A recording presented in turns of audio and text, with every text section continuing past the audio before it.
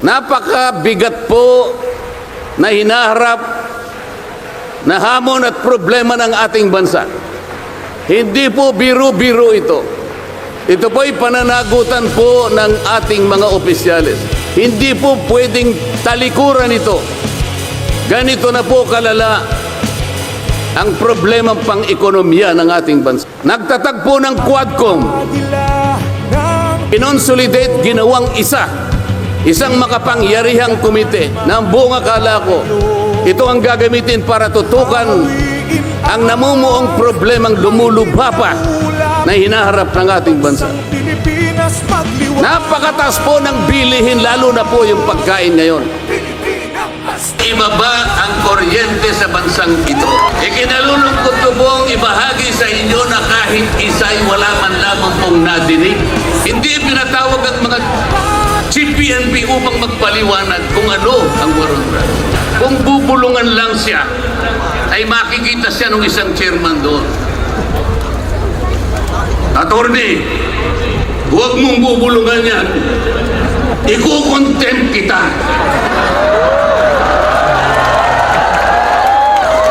Nasaan na po yung sinabi sa saligang batas na lahat ng inuusig ay meron siyang karapatan sa abogado. The right to counsel.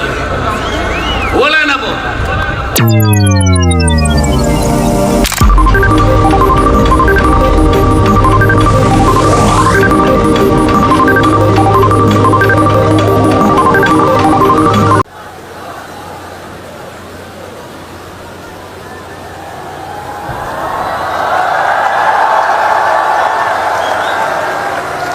Okay pa po ba kayong lahat? Mga kapatid at mga kababayan, malinaw po nating narinig sa pambungad na pananalita ng kapatid na Edwil Sabala ang pinakalayunin ng malakihang pagkilos na ating sama-samang isinasagawa sa araw na ito. Nais nating katawanin ang nagkakaisang damdamin ng milyon-milyong Pilipino at isatinig ang kanilang pinag-isang mithiin para sa isang mapayapa at nagkakaisang Pilipinas.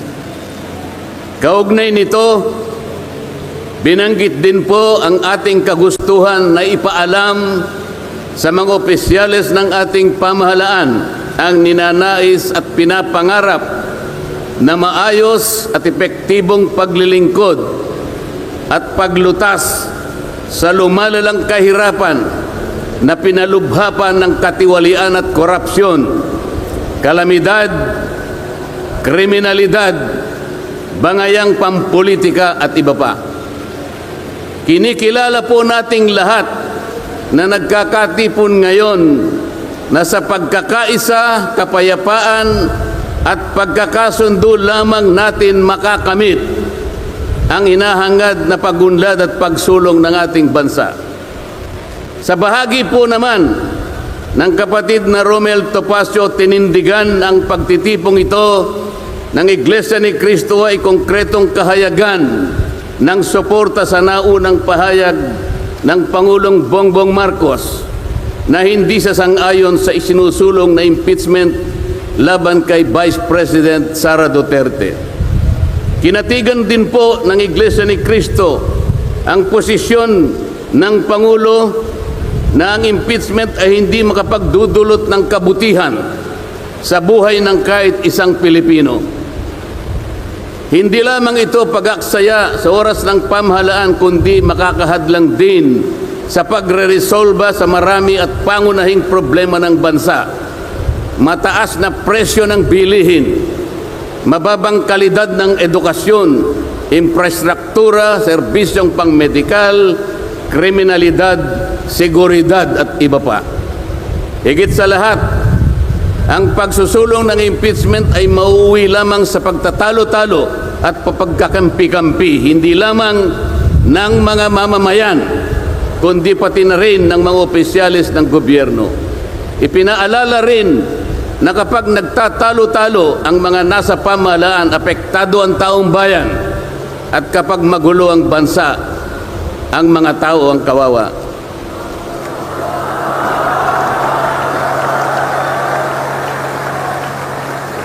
Lagyan po natin ng konteksto ang dalawang pagpapahayag na nauna upang lalong mabigyan ng diin ang kahalagahan ng pagkakaisa, pagkakasundo at kapayapaan sa ikalulutas ng panganib na dulot ng kahirapan dahil sa lumulubhang katiwalian, korupsyon, kalamidad at lalo lamang napabibigat ang buhay at pamumuhay ng ating mamamayan. Sa isang ulat balita ng periodikong Philippine Star, 4 na araw nang nakararaan ay ganito ang sinasabi. Based on a recent SWS survey, an estimated 17.4 million Filipino families considered themselves poor in the last quarter of 2024. This number represents 63% of the surveyed respondents, the highest self-rated poverty in 21 years. Across the country, Mindanao had the highest self-rated poverty at 76%, followed by Visayas at 74% and Luzon at 55%. Mga kababayan, sa tayang 5 ang miyembro ng bawat pamilyang Pilipino, nangangahulugan na aabot sa 87 milyong Pilipino sa ngayon ang nagsasabing sila ay mahirap. Katumbas ito ng 75% ng ating populasyon ngayon na tinatayang 116 million o mahigit pa. Gusto ko pong banggitin sa inyo at kailangan malaman ninyo na sa taong ito ang ating national budget ay nagkakahalaga ng 6.3 trillion pesos. Ito po ang ating national spending. Ang ibig sabihin, ito pong halagang ito ang gagamitin dapat ng pamahalaan upang tugunin ang lahat ng pangangailangan, pangkabuhayan, panglipunan, pangkalusugan, pangedukasyon, pangseguridad, lahat ng kakailanganin alang-alang sa kapakanan ng bawat isang Pilipino. 6.3 trillion pesos. Ngunit,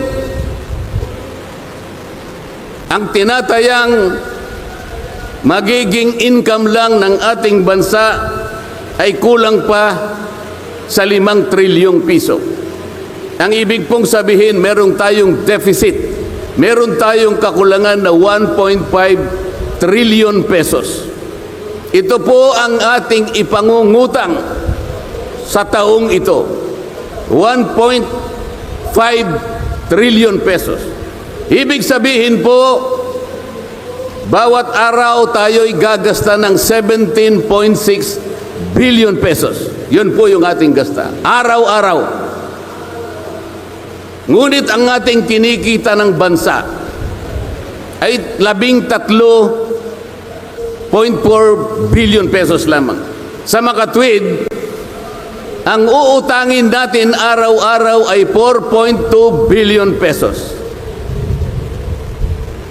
Katumbas ng 175 million pesos bawat oras.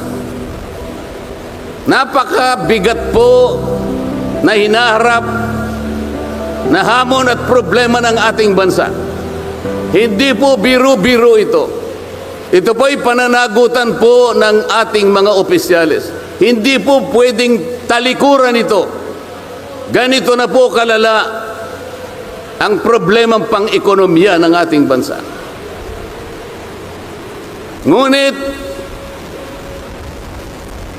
hindi po yata ganito ang naging direksyon, sapagkat sa halip na po unahin ang mga binanggit nating malalaking problema na kinakaharap ng ating bansa, ang inuna po ay mga bagay na mauuwi lamang sa pagkakampi-kampi at pagkakabahagi ng ating bansa. Bakit po? Nagtatag po ng Quadcom. Ang buong akala ko po, sa pagtatatag ng Quadcom, ito po ay 4 na komite sa House of Representatives. Kinonsolidate, ginawang isang makapangyarihang komite na ang buong akala ko ito ang gagamitin para tutukan ang namumuong problemang lumulubha pa na hinaharap ng ating bansa. Napakataas po ng bilihin, lalo na po yung pagkain ngayon. Nagtanong-tanong po ako,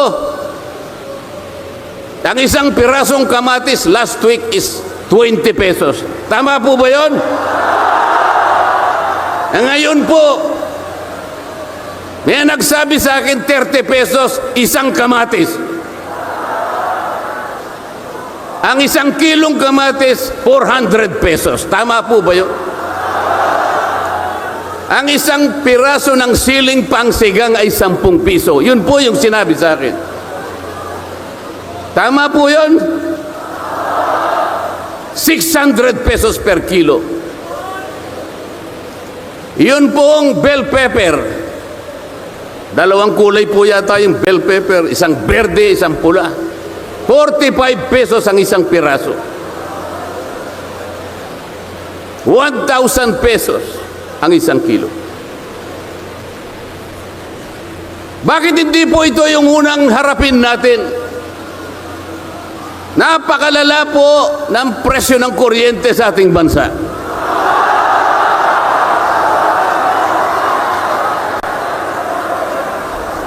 Meron po akong isinulong na 10 panukalang batas na ang tanging layunin ay ibaba ang kuryente sa bansang ito.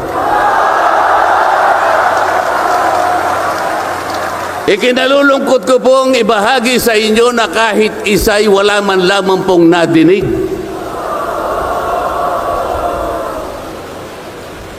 Ano po yung dininig? Pinatawag ang dating Pangulong Duterte, pinatawag ng Quadcom. At ang ginamit na pamamaraan ay yung isinasaad sa saligang batas, Inquiry in Aid of Legislation. Natupad po ba yung Inquiry in Aid of Legislation? Paano po in aid of legislation kung ang tatawagan nilang resource persons para humarap sa paglilitis na yon ay puro kalaban ng dating Pangulo? Alam po ninyo lahat yon. Pinagtatanong nila yung Pangulo base doon sa mga sinumpaang salaysay at affidavit nung kanyang mga inusig nung kanyang panahon sa war on drugs. Hindi naman ipinatawag ang mga taong maaring makapagbigay sa kanya ng tulong upang ipaliwanag ang war on drugs. Hindi ipinatawag ang mga Solicitor General sa kanyang panahon. Hindi ipinatawag ang mga Chief PNP upang magpaliwanag kung ano ang war on drugs. Puro kalaban ang dating Pangulo. Yung mga abogadong kasama niya para magtanggol sa kanya, hindi pwedeng magsalita. Sapagkat ang tuntunin sa mga komite, ikaw ay papayagan lamang para payuhan mo ang kliyente mo sa kanyang karapatan. Ngunit paano mangyayari na ang kliyente nila ay papayuhan sa kanyang karapatan kung bubulungan lang siya, ay makikita siya ng isang chairman doon. Attorney, huwag mong bubulungan yan. Iko-contempt kita.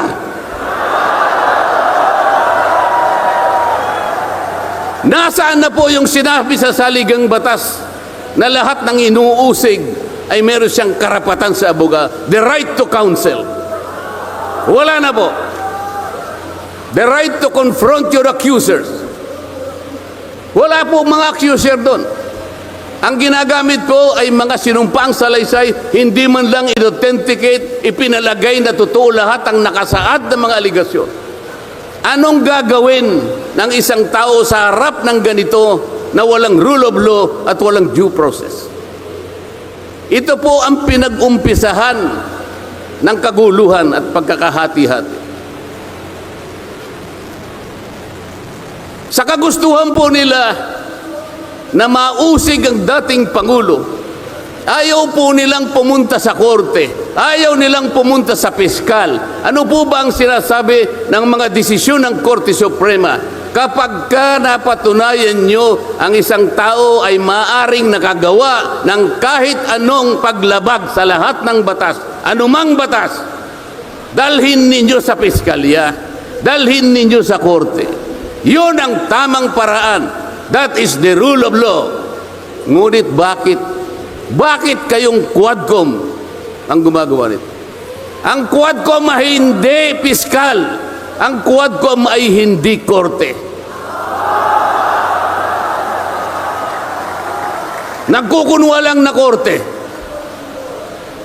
Yung mga chairman ng 4 na komite doon, wala ni isang abogado.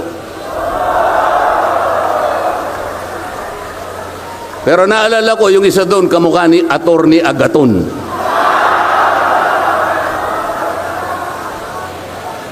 So sa halip na ang unahin ay yung kapakanan ng mamamayan, sa harap at liwanag ng napakaraming nakabantang panganib sa atin, sa ekonomiya, panglipunan, pangsiguridad, korupsyon, katiwalian, bakit ang inuuna ay usigin ng isang tao na hindi naman ipadadaan sa tamang proseso ng batas?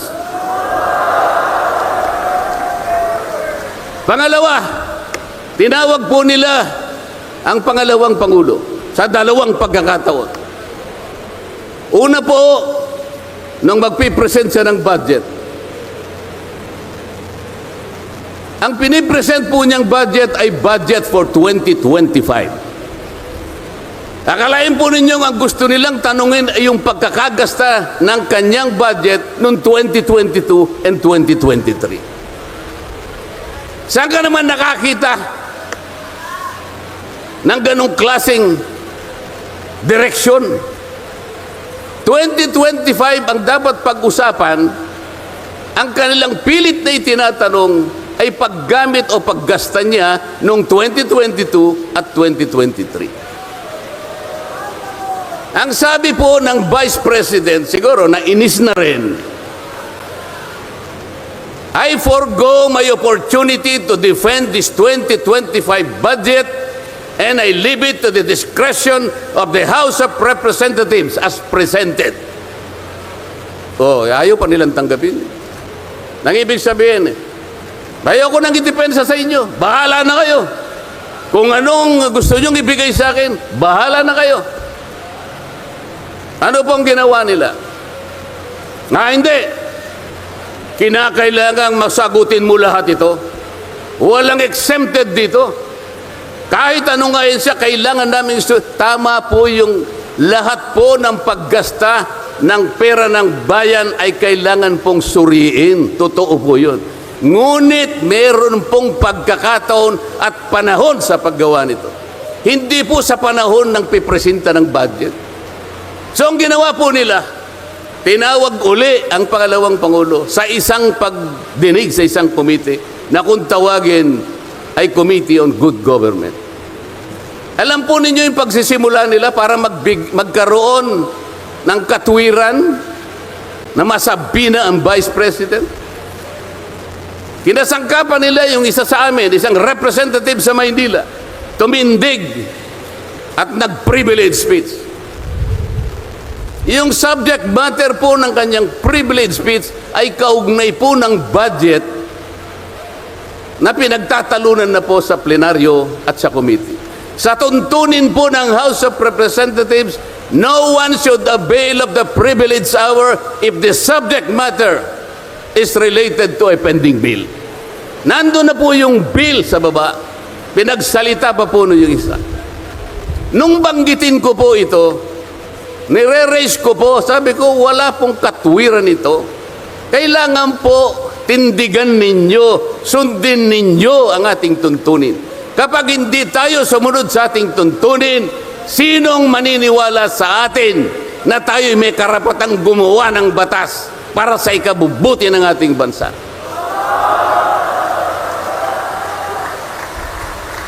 Ang sabi po ng chairman, noted. Saan ka naman nakakita ng ganun?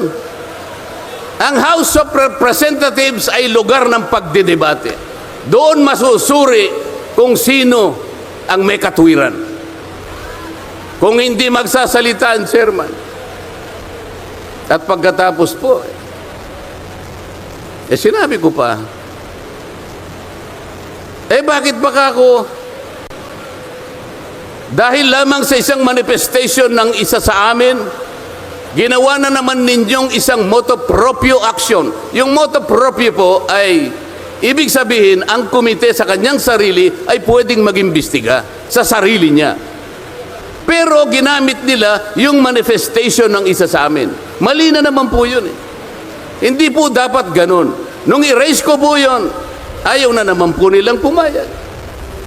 Samantalang ako po, I delivered a full privilege speech.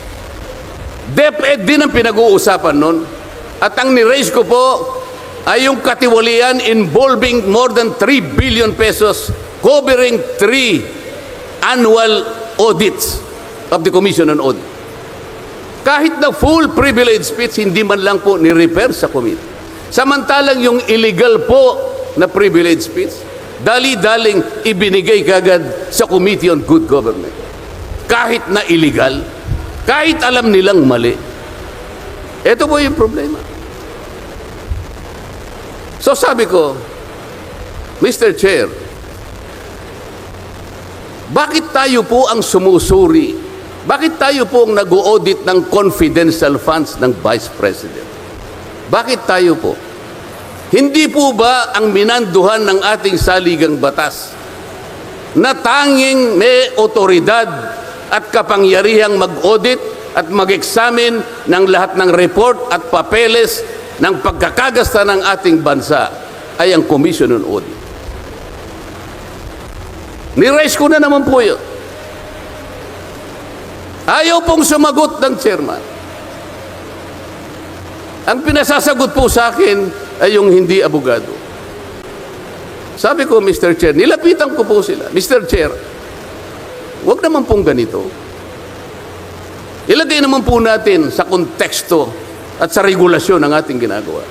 Tinatanong ko po ay isang constitutional issue. Bakit ang pasasagutin mo sa akin ay hindi man lang abogado? Huwag mo naman akong insultuhin.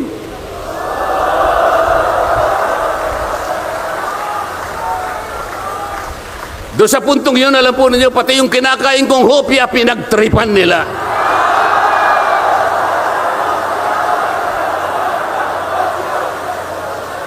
Ang Iglesia ni Cristo ay hindi po laban sa impeachment, sapagkat ang impeachment ay itinatadhana sa saligang batas.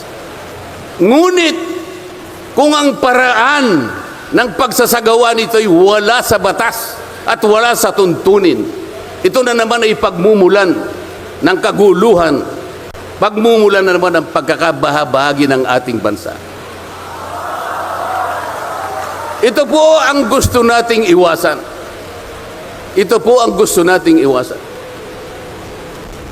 Iniimbestiga nila po yung confidential funds. Ang tanong ko po, Mr. Chairman, mahigit pong 400 opisina at ahensya ng ating pamahalaan ang tumatanggap ng confidential funds.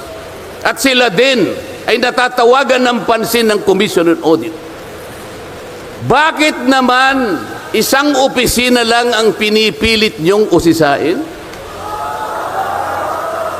Hindi ba masyadong halata namang pamumulitika yan? Ito po yung gusto nating liwanagin. Hindi po tayo laban sa pag-iimbestiga ng katiwalian. Ilagay po natin sa ayos. Sana man lang kumuha sila ng ilang pang mga bahagi ng opisina na kagaya din ng paggagamit ng confidential funds, sapagkat ang layunin po raw ay makagawa ng batas. Kung talagang gusto ninyong gumawa ng batas, kasi po in aid of legislation, palagi po ito ang nagagamit, inquiry in aid of legislation. Nasa saligang batas po naman talaga ito eh. Kaya lang, meron pong limitasyon ang inquiry in aid of legislation. Ano po yung unang limitasyon? Kailangan po meron ka ng nakabalangkas na batas, panukala. Hindi mo lang makumple-kumpleto sapagkat nag-aatubili ka, baka merong impact ito sa ibang sektor. Kaya tatawag ka ng mga tao na makatutulong sa'yo para sa ganun makumpleto mo ang iniisip mong panukalang batas. Pagka ganun, alam niya kung sinong tatawagin niya. At alam niya rin kung anong itatanong niya. Hindi po ganun ang nangyayari ngayon eh. Dahil nga wala na pong rule of law, basta na lang sila tatawag ng kahit sino sapagkat hindi naman po talaga ang layunin ay gumawa ng batas kung hindi usigin ang taong gusto nilang usigin. Ito po ang nangyayari ngayon. Kaya nga po, dahil sa kagustuhan nila na talagang usigin ng ICC ang Pangulong Duterte, alam po ninyo, yun lang ang tanging layunin. Sa 13 pagdinig ng Quadcom, 13, nakapaggawa lang sila ng isang batas na kahit siguro po high school graduate pagtatawanan niya yung kanilang panukalang batas. Bakit po? Yung definition na definition lamang po ng extrajudicial killing ay talaga pong matatawa ka na. Tayo ko na pong pahabain yun. Ibig sabihin, ang layunin talaga ay hindi in aid of legislation, kung hindi in aid of prosecution, in aid of persecution. Kanina po, mga kababayan, napanood po ninyo ang video na kung saan ay nagpahayag ng di pagsang-ayon si Pangulong Marcos sa namumuong impeachment laban sa pangalawang Pangulo. Ulitin ko lamang po yun. Sabi niya, tumutukoy po dun sa pagsasagawa ng impeachment. This is not important. This does not make any difference to even one single Filipino life. So why waste on this? What will happen if somebody files an impeachment? It will tie down the House. It will tie down the Senate. It will just take up all our time, and for what? For nothing. For nothing. Sabi po niya ito, none of this will help improve a single Filipino life. As far as I am concerned, it is a storm in a teacup. It's a tempest in a teacup. Ang ibig sabihin, isang napakaliit na bagay na pinipilit ninyong palakihin. Napakalaki ng problema ng bansa ang inaharap natin. Ito ang ating atupagin. Ito yung gustong mangyari ng Pangulo ng Republika ng Pilipinas. Sumagot po ang liderato ng House of Representatives. At sa isang bahagi, ang sabi po niya, ito po, kinuha ko lang yung isang bahagi sa isang mahabang manifestong ginawa nila. Sabi po ng House of Representatives, bilang tugon doon sa sinabi ng ating Pangulo, sabi po niya, together, let us rally behind our President to protect and preserve the gains of democracy as we build a stronger, more united, and more prosperous republic. Pero nasaan po kaya? Nandito po kaya lahat yung mga sumama sa manifestong ito na sumusuporta na mag-rally tayo sa likod ng Pangulo?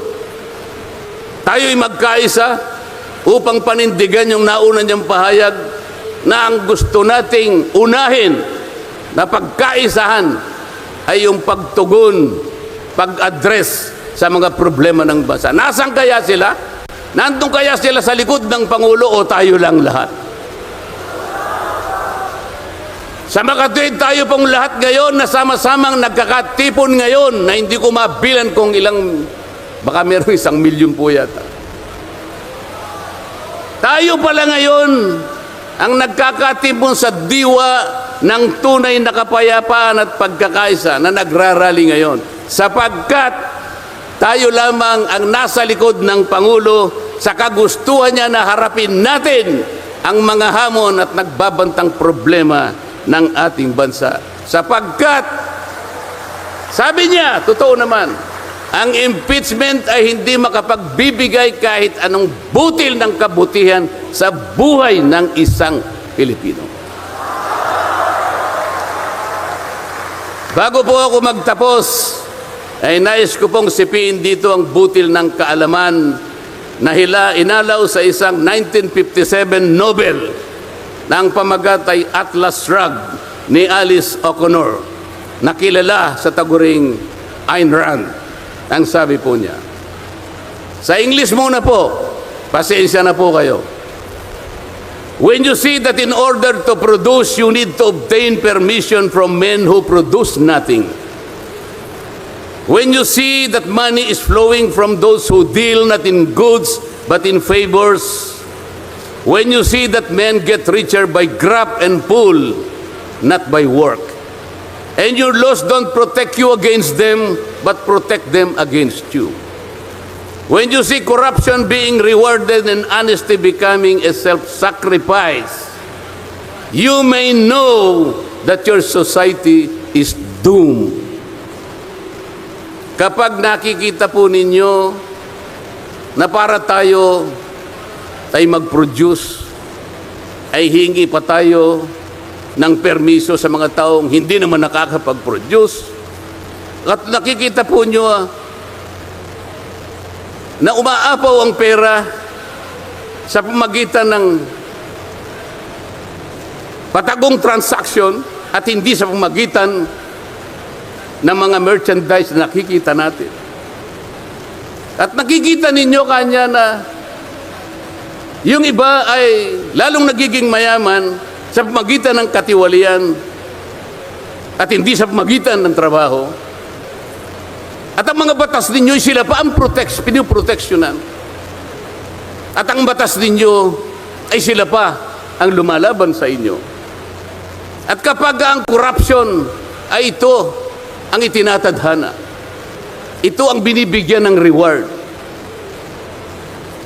At yung katapatan ay ito ay nagiging sakripisyong pang-personal. Alam na ninyo na ang inyong lipunan ay nasa kapahamakan. Ito ang dapat harapin ngayon sa pamamagitan ng pagkakaisa, pagkakasundo at kapayapaan. Hindi po biro-birong problema ang inaharap ng ating bansa.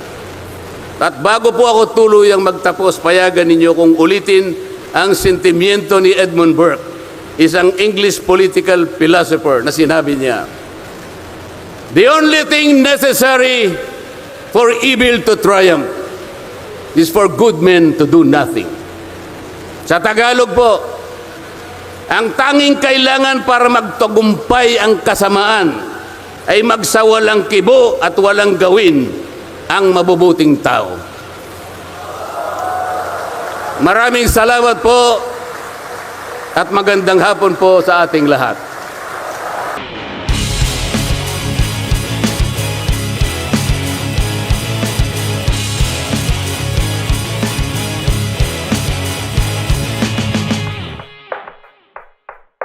Ang agila ng timog, lilipad gaano man katayog.